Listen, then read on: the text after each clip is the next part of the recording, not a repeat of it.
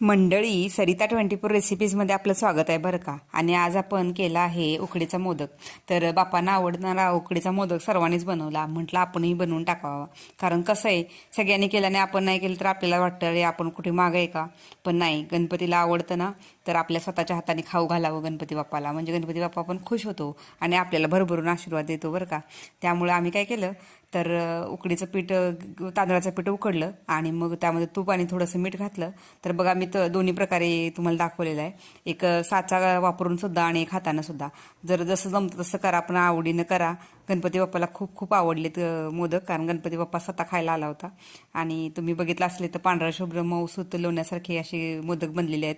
तर तुम्ही पण नक्कीच गणपती बाप्पाला नैवेद्य दाखवा आणि तुपाची धारवर सोडून त्यांना उकडीचे मोदक नक्की करून गणपती बाप्पाला नैवेद्य दाखवा आणि सांगा कसा झालाय मोदक. आणि व्हिडिओ आवडला असेल लाईक शेअर सबस्क्राईब करायला विसरू नका. गणपती बाप्पा मोरया.